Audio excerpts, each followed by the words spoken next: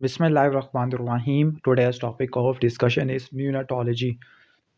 तो जो न्यूनैटोलॉजी वाला सेक्शन है, यहाँ से नो एमसीक्यू आए हुए हैं और यहाँ से 0 एससीक्यू आते हैं। लेकिन अगर आप यहाँ पे देखो, ये हम क्या देख रहे हैं, एससीक्यूज़ ही देख रहे हैं।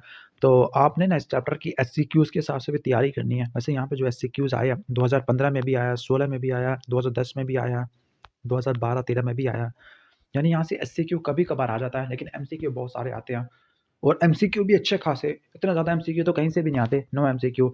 स्टार्ट करते हैं, न्यूनेटल रिससिटेशन प्रोग्राम है। तो steps of neonatal resuscitation programme. अब जो स्टेप्स होते हैं, अब यहाँ पे ना स्टेप्स इतने अच्छे से लिखे हुए नहीं हैं। अब जो बुक में लिखे हुए हैं परवेज़ अकबर के अंदर, वो आपने करने होते हैं। ठीक हो गया। तो उसकी मैं आपको ब्रीफ सी समरी दे सकता हूँ। क्लियर। जब भी कोई बच्चा पैदा होता है, ठीक है, तो इनिशियली आपने क्या करना होता है, आपने 3 सवाल पूछने होते हैं कि टर्म बेबी है, गुड टोन है उसकी, रोया है या नहीं, सही है। अगर इनमें से किसी एक का आंसर भी नो होता है, तो आपने इनिशियल स्टेप स्टार्ट करने होते हैं, जिसमें आप वार्मिंग करते हैं, पोजीशन करते हैं, सक्शनिंग करते हैं, ड्राई करते हैं और स्टिमुलेट करते हैं। इनिशियल स्टेप करने के बाद आप ये देखते हो, हार्ट रेट को देखते हो। अगर हार्ट रेट 100 से कम है, तो आपने पॉजिटिव प्रेशर वेंटिलेशन देनी है बैक एंड मास्क से।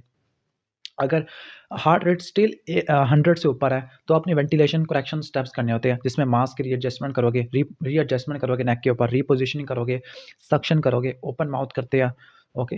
प्रेशर अप्लाई करते होते हैं, अल्टरनेटिव एयरवे यानी एंडोट्रैकियल ट्यूब इंट्यूबेशन करते हैं। अगर उसके बावजूद भी, कहने का मतलब है कि इम्प्रूव नहीं किया, बल्कि हार्ट रेट उल्टा 60 से नीचे आ गया है, तो आपने चेस्ट कंप्रेशन स्टार्ट करनी है। 3:1 के हिसाब से करनी है। चेस्ट कंप्रेशन 3 गुना ज़्यादा देनी है as compare to bag and mask ventilation है। और अगर उससे फिर भी नहीं ठीक हो रहा, तो आपने एपिनेफ्रिन इस्तेमाल करना है। 0.1 से लेकर 0.3 मिलीलीटर पर केजी होता है और 1 इन 10,000 डाइल्यूशन होती है। अम्बिलिकल वेन के अंदर आप इंसर्ट करते हो एपिनेफ्रिन। तो ये मैंने आपको सही से ऑनसेट बता दिया, ऑनसेट नहीं, सही से तरतीब बता दिया। इसके बाद है लेट ऑनसेट न्यूनेटल सेप्सिस। अब जो न्यूनेटल सेप्सिस होती है, क्लियर, जो न्यूनेटल सेप्सिस होती है, इसमें क्या चीज़ें देखने को मिलती है। सेप्सिस के अंदर क्या होता है कि इन्फेक्शन होता है, पॉजिटिव ब्लड कल्चर देखने को मिलता है। आपने इसको 2 में डिवाइड करना है। अर्ली का मतलब है फर्स्ट वीक्स के अंदर विदिन 7 डे, और लेट का मतलब होता है आफ्टर 7 डेज। ठीक हो गया। तो इसमें क्या होता है, जो बच्चा होता है वो काफ़ी लेथार्जिक होता है, न्यूनेट रोटी खाना छोड़ देता है, ड्राउजी होता है, और टेम्परेचर का 96 है। टेम्परेचर ज़्यादा भी हो सकता है और कम भी हो सकता है। ठीक हो गया। कम हो तो ज़्यादा खतरे की बात होती है। हार्ट रेट ज़्यादा होगा, क्लियर। 170 ज़्यादा हुआ है, 120 टू 160 होता है नॉर्मल। रेस्पिरेटरी रेट भी काफ़ी ज़्यादा हुआ है न्यू नेट के हिसाब से। तो ये लेट ऑनसेट सेप्सिस है। क्यों? क्योंकि उसको प्रेजेंटेशन उसको सेकंड आफ्टर 7 डेज़ के बाद देखने को मिली है, जो कि मोस्ट कॉमन काज़ होता है, ओके, लेट ऑनसेट सेप्सिस का। अब ये लेट ऑनसेट सेप्सिस आपको स्टेफ ऑरियस की वजह से, कैंडिडा की वजह से देखने को मिल सकती है, जबकि early onset sepsis group B streptococcus, E coli और लिस्टेरिया की वजह से होती है। क्या इन्वेस्टिगेशन करा लोगे? ब्लड एग्जामिनेशन के अंदर सेप्सिस की स्क्रीनिंग करा लोगे। सेप्सिस स्क्रीनिंग का पॉजिटिव कहेंगे जब 5 में से 2 चीज़ें पॉजिटिव आती हैं। क्या कराओगे? सीबीसी, ईएसआर, सीआरपी, ये तो 3 चीज़ें हो जाएगी। नंबर 2 न्यूट्रोपेनिया, और number 3 band cells over neutrophil ratio 0.2 से ज़्यादा मिलने चाहिए। क्लियर। अब न्यू नेटल सेप्सिस 2 तरह की है, अर्ली ऑनसेट और लेट ऑनसेट होता है। Early onset less than 1 week होता है due to vertical transmission, clear, और ये निमोनिया के फॉर्म में प्रेजेंट करता होता है। जो लेट ऑनसेट होता है 1 वीक से ज़्यादा देखने को मिलता होता है ड्यू टू हॉस्पिटल या कम्युनिटी होता है, और ये निमोनिया या मेनिंजाइटिस की फॉर्म में या सेप्टिसीमिया के फॉर्म में प्रेजेंट करता होता है। क्लियर। अब जो मोस्ट कॉमन काज सेप्सिस है, अर्ली ऑनसेट सेप्सिस का most common cause group B streptococcus है। लेट का most common cause E coli या ओवरऑल ग्रुप बी स्ट्रेप्टोकोकस होता है। बाकी क्या क्या करवा लोगे सेप्सिस के केस में? ब्लड कल्चर करा लोगे, यूरिया इलेक्ट्रोलाइट है, आरएफटी आरएफटी करा लोगे, लोकलाइजेशन के लिए एक्सरे चेस्ट है, सीएसएफ एनालिसिस, यूरिन एनालिसिस कर लोगे। इसके बाद नेक्स्ट है एंटीबायोटिक थेरेपी होती है। एंटीबायोटिक थेरेपी के अंदर क्या क्या होती है? सबसे पहले इंपेरिकल एंटीबायोटिक देते हैं till the blood culture is positive. Empirical therapy के अंदर कौन कौन सी होती है? इंपेरिकल के अंदर आपकी होती है वैनकोमाइसिन और एमिकैसिन आ जाती है। क्लियर। जब कल्चर सेंसिटिविटी आ जाएगी, तो अपने एंटीबायोटिक को आपने उसके हिसाब से क्या करना है, चेंज कर देना है। जो ड्यूरेशन ऑफ एंटीबायोटिक होती है वो डिपेंड करती है कि किस तरह की सेप्सिस है। अगर कल्चर भी नेगेटिव है, सेप्सिस की स्क्रीनिंग भी नेगेटिव है, तो एंटीबायोटिक को आपने स्टॉप कर देना 3 दिन में। इसको बोलते हैं clinical sepsis. Screen positive sepsis का मतलब है स्क्रीनिंग पॉजिटिव है तो 7 से लेकर 10 दिन तक चलानी है, और कल्चर पॉजिटिव पे आपने 14 डेज तक चलानी होती है। मेनिंजाइटिस है तो 21 डेज। ठीक हो गया। 3, 7, 14 एंड 21 डेज। न्यू थेरेपी के अंदर आईवीआईजी, एक्सचेंज ट्रांसफ्यूजन या जीएमसीएसएफ दे सकते हैं, ओके। और सपोर्टिव थेरेपी क्या दे सकते हैं? वही आपने रिससिटेट करना होता है, आपने एबीसी को मेंटेन करना होता है, अपने टेम्परेचर को मेंटेन करना है, ब्लड ग्लूकोज को मेंटेन करना है, कैल्शियम को मेंटेन करना होता है, ऑक्सीजन सैचुरेशन को मेंटेन करना होता है, मैकेनिकल वेंटिलेशन है, क्लियर, ये सब चीज़ें आ जाती है। इसके बाद अर्ली ऑनसेट न्यूनेटल सीजर है। अभी हमने पढ़ा था सेप्सिस, अब अर्ली ऑनसेट न्यूनेटल सीजर आ रहे हैं, ठीक है। ये सेप्सिस नहीं है, सीजर है। क्लियर। अब अर्ली ऑनसेट का आप लेबल करते होते हैं जब उसका ऑनसेट ना कहने का मतलब 72 आवर्स से कम में देखने को मिले, और ये मोस्ट कॉमन होते हैं हाइपोग्लाइसीमिया की वजह से, खासतौर पर इन्फेंट ऑफ डायबिटिक मदर में। जबकि जो लेट ऑनसेट होते हैं 72 आवर्स के बाद देखने को मिलते हैं, हाइपरकैल्सीमिया की वजह से होते हैं। बाकी most common cause of neonatal seizure तो एस्फिक्सिया होता है, और जो most common type of seizure होते हैं वो सटल सीजर होते हैं। क्लियर। तो काज ऑफ अच्छा ये देखो ना, यहाँ पर है फिर 3 आवर्स आफ्टर द बर्थ, यानी 72 आवर्स के अंदर है, तो ये अर्ली ऑनसेट हो जाएगा। Causes of neonatal seizure, most common cause cerebral hypoxia, इसके अलावा इंट्राक्रेनियल हैमरेज है, मेनिंजाइटिस है, मेटाबॉलिक काज में hypoglycaemia, hypocalcaemia, hyponatraemia, hypothermia, pyridoxine की डेफिशिएंसी है, न्यूरोलैप्टिक न्यूनेटल एपिलेप्टिक सिंड्रोम है, कोई ड्रग की टॉक्सिसिटी है उस केस में हो सकता है, ये टेटनस की वजह से हो सकता है। ओके, अब ब्लड एग्जामिनेशन में वही है, CBC, SR, CRP, urea electrolyte है, आरएफटी, एलएफटी आ जाएगा। टॉर्च स्क्रीनिंग करा लोगे इन केस अगर कोई इन्फेक्शन है, सीएसएफ एनालिसिस कर लोगे मेनिंजाइटिस को रूल आउट करने के लिए, एपिलेप्सी को रूल आउट करने के लिए इलेक्ट्रोएन्सेफलोग्राफी है, ultrasound, cranium, CT scan, MRI करा लोगे। इसके बाद जेएनएन है, जेएनएन में जॉन्डस न्यूनाटोरम है, ठीक हो गया। अब जॉन्डस न्यूनाटोरम फिजियोलॉजिकल हो सकता है, पैथोलॉजिकल हो सकता है। अगर जॉन्डस 24 आवर्स के बाद देखने को मिले और जो पीक बिलिरुबिन है वो 13 से कम हो, बिलिरुबिन का राइज 5 से कम हो, और जो जॉन्डस है वो 1 हफ्ते तक गायब हो जाए, तो उसको बोलते हैं फिजियोलॉजिकल है। इसको ऑपोजिट कर दो, फर्स्ट 24 आवर में प्रेजेंट कर गया है, बिलिरुबिन 13 से ज़्यादा का है, या रेट ऑफ बिलिरुबिन 5 से ज़्यादा का है, और जॉन्डस 1 हफ्ते से ज़्यादा का है, तो उसको बोलते हैं हम पैथोलॉजिकल है। लाइक इस केस में देखो, jaundice since 2 day of life है, 2 डे ऑफ लाइफ है, तो ये फिजियोलॉजिकल अपने ऊपर रखना होता है। What are the causes, causes क्या क्या हो सकते हैं जॉन्डस के? हिमोलिटिक एनीमिया की वजह से आपको देखने को मिलता होता है, पोलीसाइथीमिया की वजह से भी जॉन्डस हो सकता है, आई डोंट थिंक सो। अच्छा, यानी आरबीसी के कम होने की वजह से, या आरबीसी के ज़्यादा होने की वजह से, या गैलेक्टोसीमिया की वजह से, या ग्लूकोनाइल ट्रांसफेरेज डिफेक्ट की वजह से। तो डिफरेंशियल डायग्नोसिस ऑफ जॉन्डिस, ठीक है। तो अगर आप सिनेरियो देखोगे, सिनेरियो के अंदर टोटल बिलिरुबिन क्या है 27, और टोटल में भी इनडायरेक्ट वाला ज़्यादा है, तो आपने सारे अनकॉन्जुगेटेड के डिफरेंशियल लिख देने हैं। लाइक फिजियोलॉजिकल जॉन्डिस है, ओके, ब्रूजिंग की वजह से हो सकता है, लाइक सैफ्लोहेमाटोमा, बर्थ ट्रॉमा की वजह से हो सकता है, ABO incompatibility, Rh incompatibility, hereditary spherocytosis है, breast feeding jaundice, breast milking jaundice, sepsis की वजह से हो सकता है, क्रिगलर नजर सिंड्रोम या गिलबर्ट सिंड्रोम की वजह से हो सकता है। मैनेजमेंट के अंदर आपने पेरेंटल काउंसलिंग करनी होती है, टेम्परेचर को स्टेबलाइज करना है, इन शॉर्ट सारे की रिससिटेट कर रहे होते हैं। फिर इसके बाद आपने 3P देने हैं, फोटोथेरापी, प्लाज्मा एक्सचेंज और फिनोबार्बिटल। क्लियर। मैक्रोसोमिया, इसमें क्या होगा, वजन आपको 4 केजी से ज़्यादा देखने को मिलेगा, और मदर डायबिटिक होती है, ठीक है। तो जो डिफरेंशियल डायग्नोसिस में इन्फेंट ऑफ डायबिटिक मदर है, पोस्ट टर्म इन्फेंट है, या फिर लार्ज फॉर जेस्टेशनल एज है, क्योंकि अगर 4 केजी से ज़्यादा का हो तब इसको मैक्रोसोमिया लेबल करते होते हैं। क्या क्या इन्वेस्टिगेशन करा लोगे इन्फेंट ऑफ डायबिटिक मदर के अंदर? क्लियर। तो इन्फेंट ऑफ डायबिटिक मदर के अंदर आप क्या क्या करवाते हैं, लाइक हम करवाते होते हैं कि पहले बेस लाइन्स करा लोगे, सीबीसी या SR, CRP, blood glucose, blood culture है, क्योंकि जो ब्लड ग्लूकोज लेवल होता है वो कम होता है, इसमें हाइपोकैल्सीमिया, हाइपोग्लाइसीमिया होता है, पॉलीसाइथीमिया मिलेगा सीबीसी में, बिलिरुबिन के लेवल करा लोगे ज़्यादा देखने को मिलेगा, ईसीजी या इको करा लोगे। क्लियर। अब इसके बाद क्या क्या करा लोगे, हॉस्पिटल एडमिशन किया, रिससिटेट किया, इन्फेंट को आपने स्क्रीन करना है फॉर मैलफॉर्मेशन और इंजरीज है, ब्रेस्ट फीडिंग को आपने इनकरेज करना होता है, ब्लड ग्लूकोज की मॉनिटरिंग करनी है, तकरीबन आपने फर्स्ट 3 डेज में आपने करनी होती है। क्लियर। और जो दूसरी कोमॉर्बिडिटीज़ है, लाइक रिस्पिरेटरी डिस्ट्रेस, हाइपरबिलिरुबिनीमिया, उसको आपने मैनेज करना है उसके हिसाब से। क्लियर। अब एमसीक्यूज़ विदाउट ऑप्शन पे आ जाते हैं, एमसीक्यूज़ काफ़ी सारे हैं यहाँ से। क्लियर। तो क्वेश्चन नंबर 1 स्टार्ट करते हैं। फुल टर्म न्यूनेट है जिसको जॉन्डिस 3 डे पे डेवलप हुआ है, फर्स्ट डे पे नहीं है, 3 डे पे है, फीडिंग वेल है, डाइट मीन्स क्या है ये, और देखो टोटल बिलिरुबिन 10 है, यानी 13 से कम है, तो ये फिजियोलॉजिकल जॉन्डिस होता है। क्वेश्चन नंबर 2 के अंदर है प्री मैच्योर बेबी है, regarding the choice of milk. तो प्री मैच्योर बेबी में जो फर्स्ट चॉइस ऑफ मिल्क होती है, ओके, वो हाई कैलोरिक प्री मैच्योर होती है। Okay, clear. लेकिन कुछ बुक्स में कोलेस्ट्रॉल भी लगा हुआ है, ओके, कुछ बुक्स कोलेस्ट्रॉल भी लिख देती होती है, ओके, सही है। लेकिन इसने एज वाइज नहीं बताया हुआ कि एज क्या है, 32 से कम है, 34 है, 28 ऐसे का है। तो I think this should be a high calorie premature formula, लेकिन कोलेस्ट्रॉल भी मैं चेक करूँगा इसको। You are looking after an infant from a diabetic mother, okay, infant of diabetic mother में हाइपोग्लाइसीमिया, हाइपरकैल्सीमिया, हाइपरबिलिरुबिनीमिया और polycythaemia देखने को मिलता है, तो हाइपोग्लाइसीमिया होगा। कार्डियोपल्मोनरी अरेस्ट है, तो सबसे पहले क्या करते होते हैं, आपने आपने ABC को मेंटेन करना है, airway, breathing, circulation, disability, exposure. Question number 5 के अंदर आ जाओ। क्वेश्चन नंबर 5 के अंदर है जॉन्डिस फॉर लास्ट 2 डेज है, ओके, 5 डे वाले में लास्ट 2 डे से जॉन्डिस है, यानी पहले दिन से स्टार्ट नहीं हुआ, लेकिन सीरम बिलिरुबिन 20 से ज़्यादा है, और वो इसमें इनडायरेक्ट वाला ज़्यादा है। अब एक पैथोलॉजिकल लेबल कर सकते हैं, क्योंकि बिलिरुबिन 15 से ज़्यादा का है और इनडायरेक्ट इसमें ज़्यादा है। आपने फोटोथेरेपी स्टार्ट करनी है। फोटोथेरेपी कैसे यूज़फुल होती है, फोटोथेरेपी अनकॉन्जुगेटेड बिलिरुबिन को कॉन्जुगेटेड में कन्वर्ट कर देती है, लैमिरुबिन में कन्वर्ट कर देती है, वो यूरिन के अंदर एक्सक्रीट हो जाएगा। नेक्स्ट है एक बॉय है जिसने क्रॉलिंग स्टार्ट किया over the last few days है, उसके 2 टीथ इरप्टेड है और हेड सर्कमफ्रेंस 45 है। अब हेड सर्कमफ्रेंस 45 है, आप इससे ही यहीं से आप एज निकाल सकते हो। अब टीथ की इरप्शन को बगैर देखे, ठीक हो गया। अब जो हेड सर्कमफ्रेंस होता है, एक बात रट्टा मार लेना कि at the time of birth 35 होता है, clear? At the time of birth 35 होता है और 1 साल पे हो जाता है 47, ठीक है? 9th मंथ पे हो जाता है 46, क्लियर? और 6 मंथ पे होता है 44, लेकिन अब इसका है 45। तो डैट मीन्स कि 9 महीने और 1 साल के दरमियान वाली चीज़ है, यानी 9 से लेकर 10 महीने हो जाएगा। सही हो गया।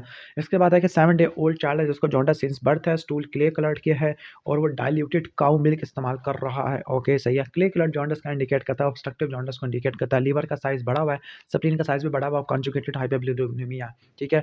तो क्या होगा? Biliary atresia, most common cause of conjugated hyperbilirubinaemia, तो वो बिलियरी एट्रेसिया होता है। आईजी इम्यूनोग्लोबुलिन आपको एनाफिलैक्सिस में ज़्यादा देखने को मिलती है। विटामिन ए की जो डेली रिक्वायरमेंट होती है वो 400 इंटरनेशनल यूनिट होती है।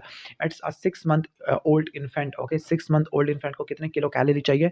110 किलो कैलोरी चाहिए। फैक्चुअल क्वेश्चन है। Average weight gain in 3 month of life, okay, 3 month of life में कितना वेट होता है, कितना वेट गेन होता है? 150 से लेकर 200 ग्राम्स तक होता है, क्लियर? सही हो गया। वैसे आपने ये याद रखना है कि पहले 3 महीनों तक ना 30 ग्राम एक दिन में होता है, ठीक है? 30 ग्राम पर डे होता है, क्लियर?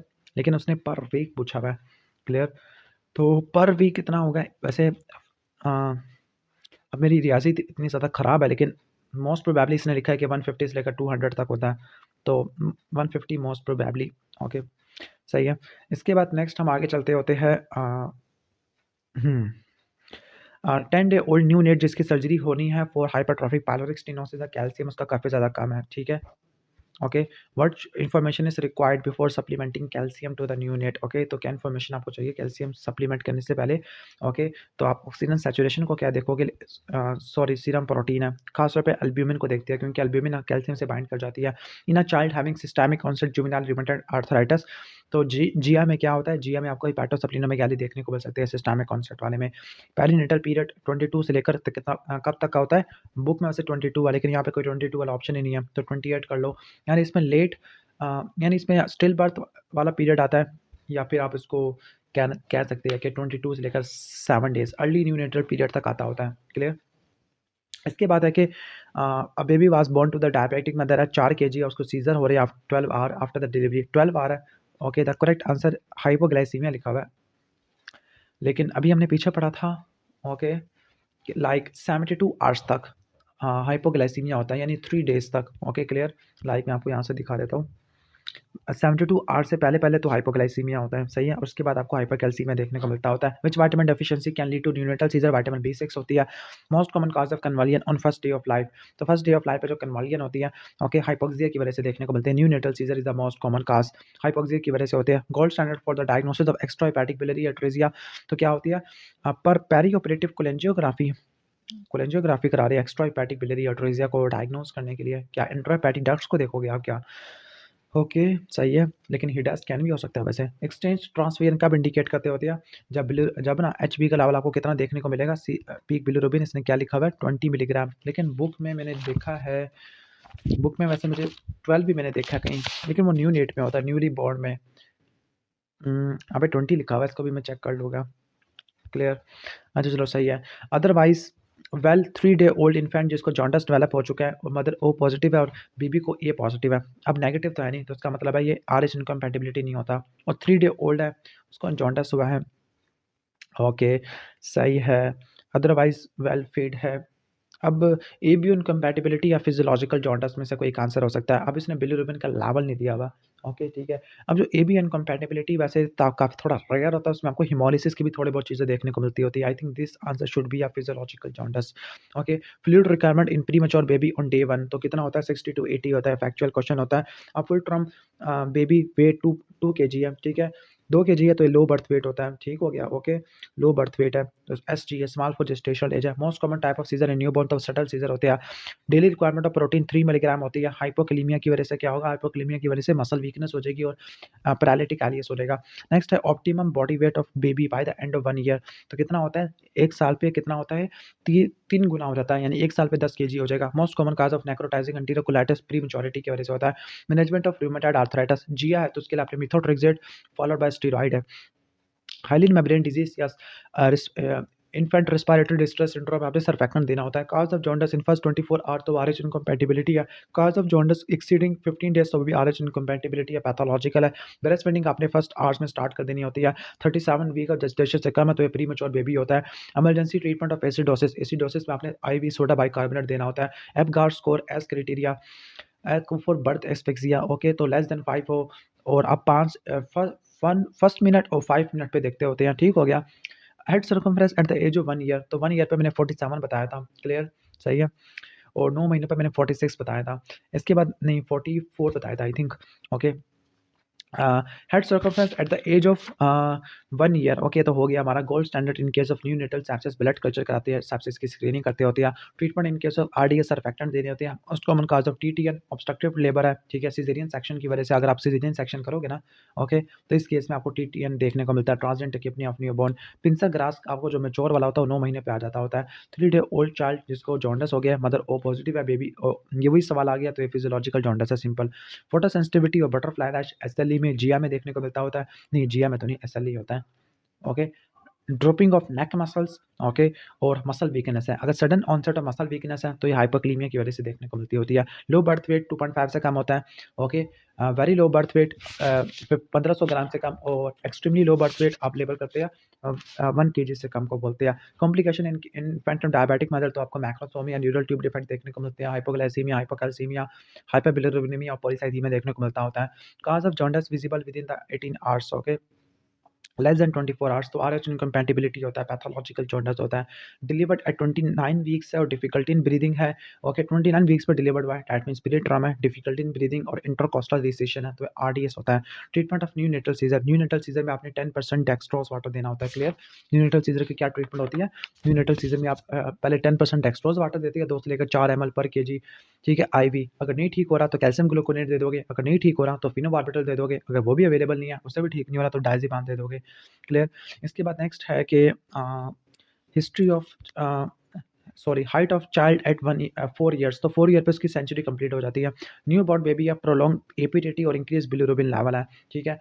प्रोलॉन्ग एपीटीटी और बिलिरुबिन लेवल ज़्यादा है, इसमें डीआईसी लिखा हुआ है, हाँ वैसे एपीटीटी टाइम आ सकता होता है। न्यू बॉर्न बेबी है, दाई ने डिलीवर किया है, 28 सेकंड एपीटीटी या 76 सेकंड ब्लीडिंग टाइम है, तो ये क्या हो सकता है ये, ओके। विटामिन की डेफिशिएंसी की वजह से न्यू बॉर्न का हेमरेजिक डिजीज डेवलप हो गया, ओके। रूमेटॉइड आर्थराइटिस नेगेटिव है, एएनए पॉजिटिव है, ठीक है। अब एएनए पॉजिटिव है लेकिन आरएफ फैक्टर नेगेटिव है, तो ये ओलिगो आर्टिकुलर जिया में देखने को मिलता होता है। RDS manage by oxygen therapy है, लेकिन बच्चे को रेटिनोपैथी हो गया है, रेटिनोपैथी और prematurity due to high flow oxygen की वजह से होती है, क्लियर। इसके बाद नेक्स्ट आगे आ जाते हैं treatment of baby with ABO incompatibility, जो कि ब्रेस्ट फीडिंग पे है, बिलिरुबिन 18 से ज़्यादा है, 18 से ज़्यादा है।